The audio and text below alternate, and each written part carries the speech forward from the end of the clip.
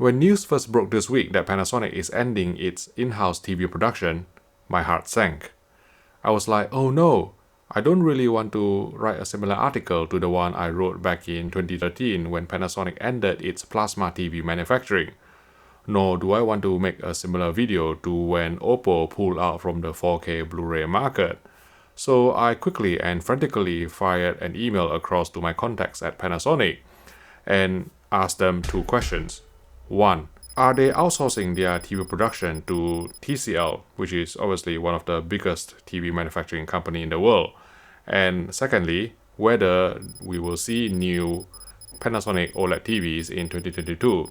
And the reason why I specifically asked these 2 questions is because back in May earlier this year, a Nikkei report from Japan has linked Panasonic to TCL in the sense that Panasonic is seriously considering ending its in-house TV production and outsourcing its TV manufacturing to a third party, and that third party happened to be TCL.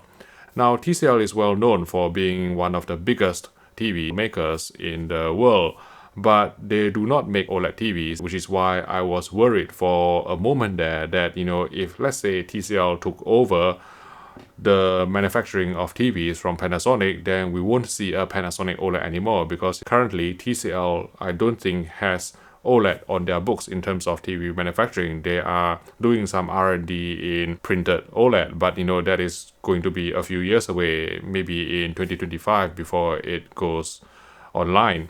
So from that point of view, hopefully you can understand my 2 questions to Panasonic, and the answer that I've received from them is extremely reassuring.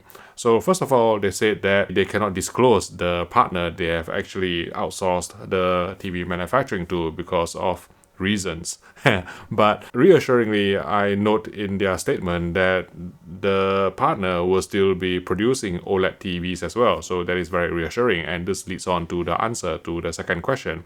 Panasonic will still carry on with their OLED TV business, and we will still see new Panasonic OLEDs, in 2022. And in fact, they are planning to make an appearance at CES 2022 already.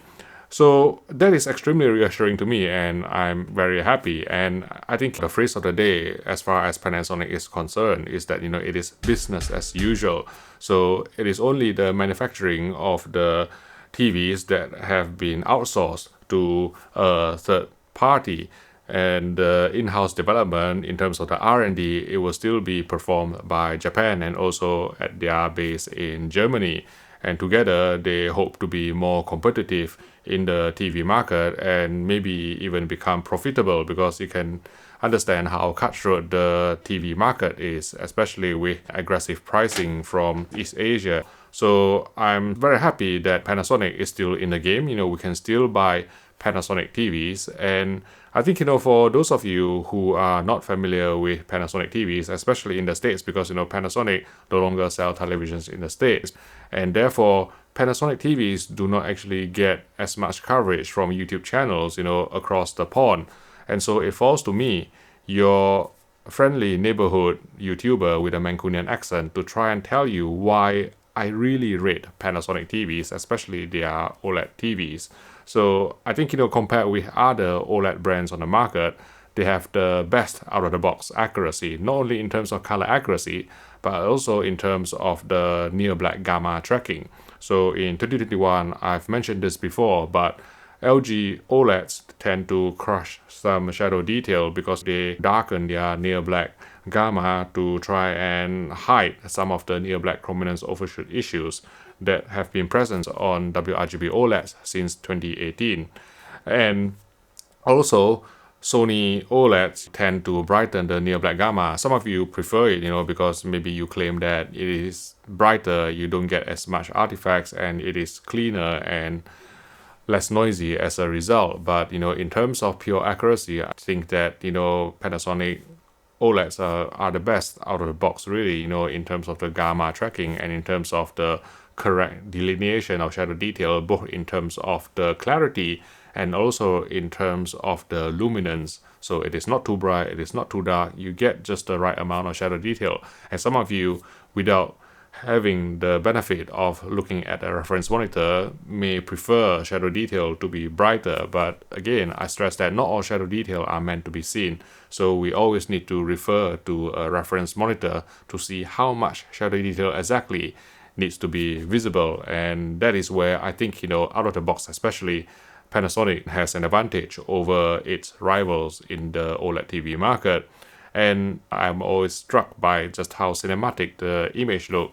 Even before calibration, obviously calibration can improve it and bring it to the next level, but even before calibration, I think the internal 3D LUT that they have actually put into these TVs, it's just superb, and the colors just look so natural with like truly realistic skin tones. And they've partnered with some of the leading colorists in the world, including Stefan Sonnenfeld and Mike Sowa and other prominent colorists over the years to try and tune the colors to a truly cinematic level. And I think that even though many other TVs, obviously, you can calibrate them to reach a similar level, but out of the box, I don't think, you can beat the naturalness of a Panasonic OLED. And of course, I think, Panasonic engineers, when I look at the picture menu, I am always struck by just how much attention to detail they have actually put into their TVs, and the finesse and the engineering that they've actually put in there is just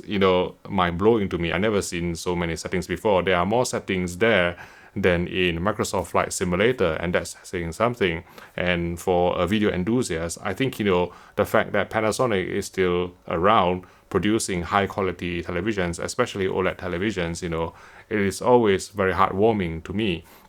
And I need to obviously talk about their LED LCDs, because I think some of you asked me whether it is worth buying Panasonic LED LCDs. I think that realistically, at this moment in time, I don't think many of the TV brands who are invested in OLED will be willing to invest much effort into LED LCDs, because it is just not cost effective, especially with the prices of OLED panels from LG Display coming down after they ramp up their production in Guangzhou factory. So I've said this before and I'll say this again.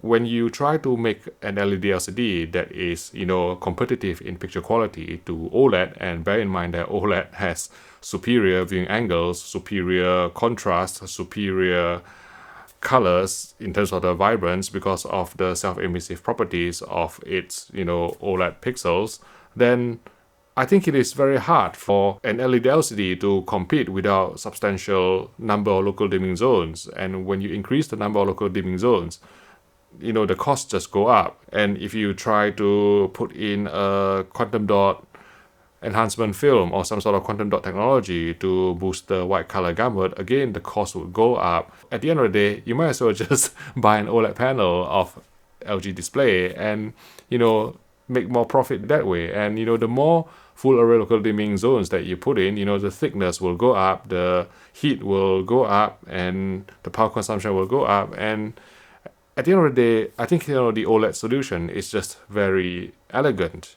in the sense that from the TV manufacturer point of view, they can just buy the panels, either open sell or, in a finished product, and then, sell it, at a profit. And we have to bear in mind that all these companies, they are in this game to make money. Not many people, not many manufacturers are like me, truly altruistic, giving free advice on YouTube and stuff. And of course, I will have to reserve judgment until I get next year's TVs in from Panasonic and see whether there is similar picture quality or there is a drop in picture quality or even build quality. But until then, even now, if you ask me, will I still recommend Panasonic TVs? Yes, definitely. I will still recommend Panasonic TVs for the reasons I've mentioned earlier. And if you ask me, will I buy a Panasonic TV? Yes, in a heartbeat, if they make a bigger sized OLED. And I think, with this outsourcing to a third party, maybe there's a slight chance even that, we may see 77-inch OLED TVs from Panasonic. But, I don't think, the chances are high. But, we can always hope. We can always hope. And this year, Panasonic OLEDs actually faced the stiffest competition it has ever faced, in the form of the new Evo panels from LG G1 and also the Sony A90J, and I'm pleased to say that we will be holding a shootout event, but it won't be a public event because of the pandemic. We couldn't really secure a venue to hold it in a public manner, but besides myself, there may be a couple of other calibrators who will vote on these TVs, which will be masked, so it will be a blinded shootout so that we don't let any brand bias creep into our judgment. And provisionally, currently, there will be the Panasonic JZ2000, there will be the Sony A90J, there will be the LG G1, there will be the Samsung QN95A, and we genuinely hope that we can receive stock of the Philips OLED Plus Naturally 6 in time to complete the shootout lineup. But hopefully, it will be an interesting event and you will find it helpful. We also hope to get our hands on a reference broadcast monitor to help us judge color accuracy and also shadow detailing on these TVs participating in the shootout. The date has provisionally been set on Sunday, the 14th of November, and I'm really excited about this year's lineup, and may the best TV win. In the meantime, if you want to find out what happened in our shootout last year, please click here for my coverage video.